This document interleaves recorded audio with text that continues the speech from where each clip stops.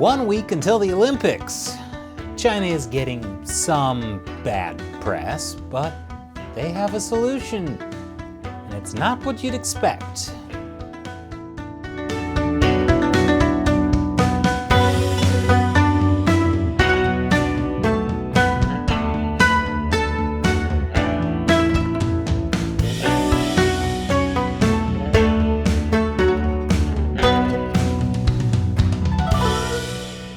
Welcome to China Uncensored. I'm Chris Chappell.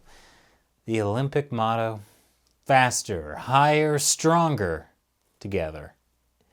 As the Beijing Winter Olympics are set to begin next week, the Chinese Communist Party is truly living up to the Olympic spirit by detaining human rights activists faster, piling up the fake snow even higher, making their genocide denials stronger, and threatening foreign athletes together.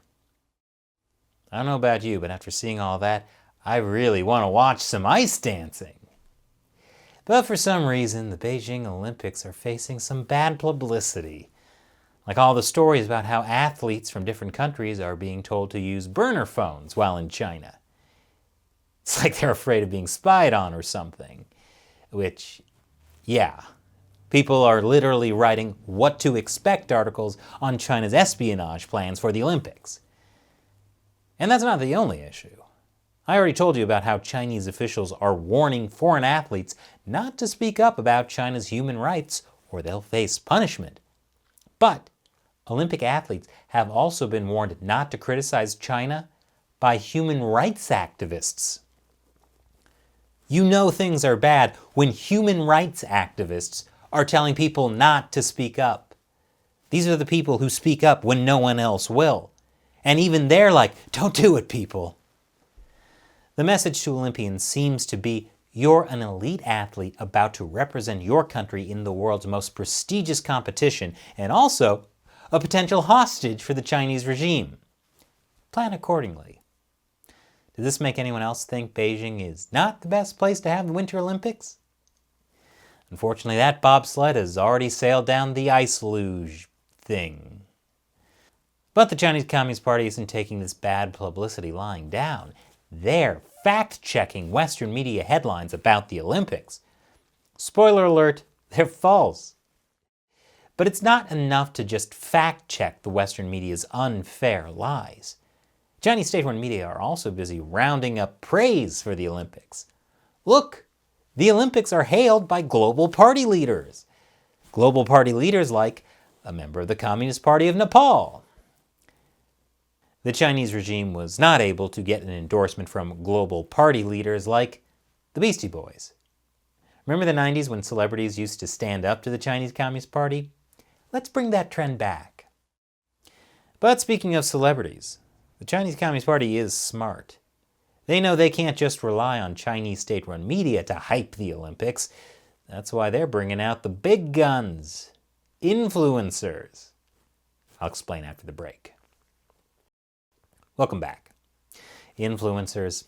They're like celebrities, but with less money and fame. Which is why they rely on things like selling t-shirts to make a living. Like this t-shirt, celebrating the Beijing Winter Olympics.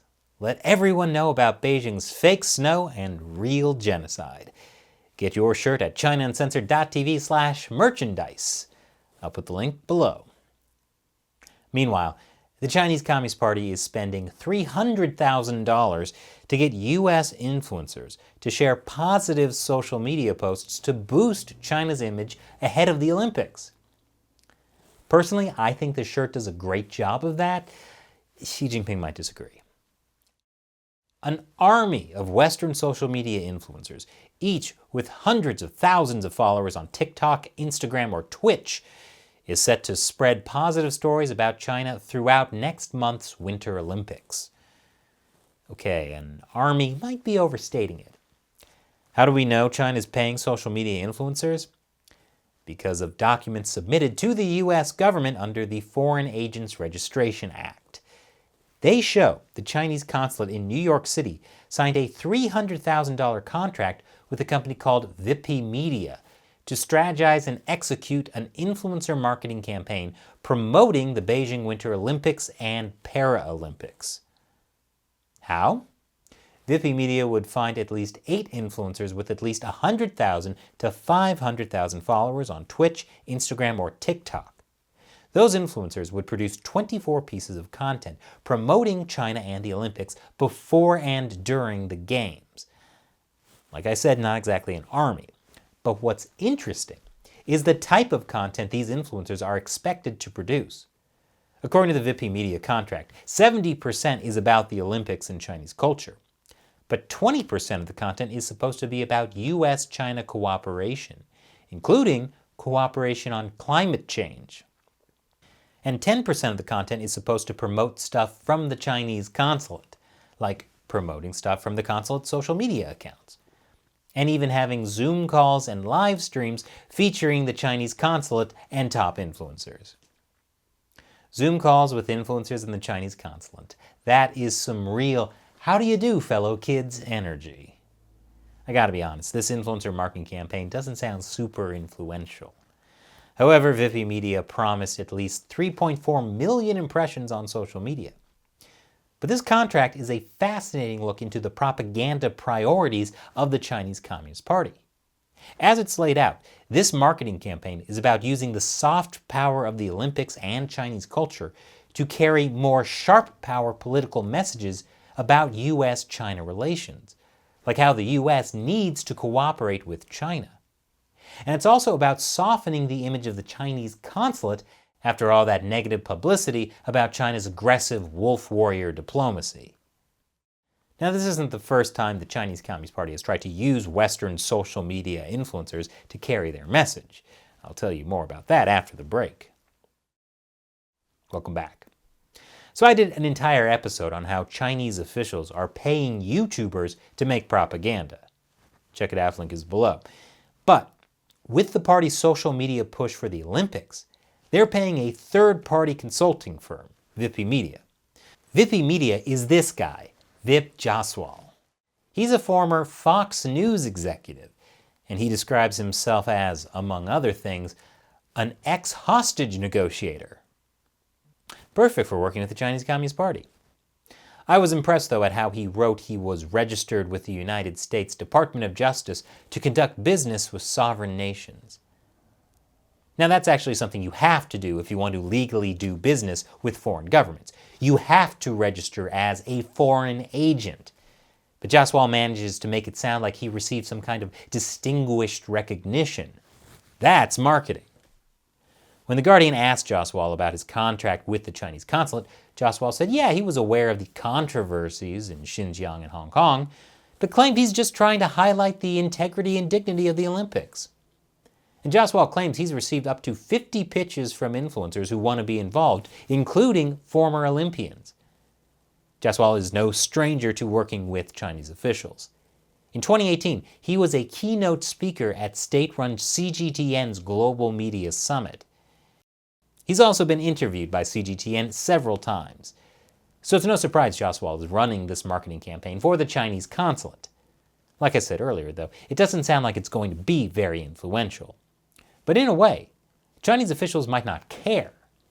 $300,000 is a drop in the bucket compared to the tens of millions of dollars the Chinese regime spends each year on foreign propaganda.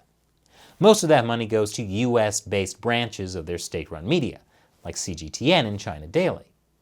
And let's not forget the millions of dollars they've paid to advertise in American newspapers and magazines.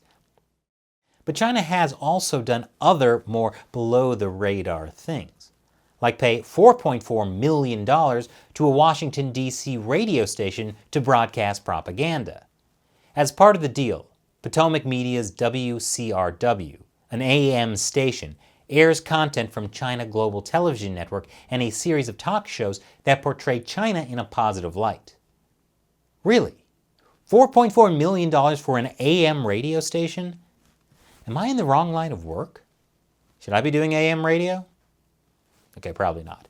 Anyway, it's clear that the Chinese Communist Party is casting a wide propaganda net. A few million to radio stations here, a few 100,000 to Twitch and TikTok influencers there. Look, the Chinese Communist Party is just throwing money around. I've heard of this new social media influencer marketing company. The guy who heads it uses an advanced AI to help things go viral. Really viral. They're going to really get their money's worth. And now it's time for me to answer a question from a fan who supports China Uncensored on the crowdfunding website Patreon or the exclusive social media platform Locals. Captain Kidman asks on Locals, population growth rate in China has yet again declined. Although they did replace the two-child policy with a new three-child policy back in May 2021. What could China do next to solve this problem? Do they even care? Yes, Captain Kidman, they care. They really care. Like the link you posted shows, China hit a 61-year low in their population growth rate. In the next few decades, China will face a demographic crisis where they have too many elderly people and not enough young people working who can support the economy. There's two things they can do about this. One is to drastically increase immigration, which at the moment is unlikely. And the second is to increase the birth rate. They're trying to do that, but it's not so easy to convince people to have more babies, which is why I've said before that if the Chinese Communist Party gets really desperate, the new one-child policy is going to be every couple must have at least one child. Do it for the motherland. Thanks for your question, Captain Kidman. Thank you for supporting China Uncensored by joining our exclusive community on Locals. If you haven't checked out Locals, it's free to join, and we have exclusive content on there that's not on YouTube. Check it out at chinauncensored.locals.com.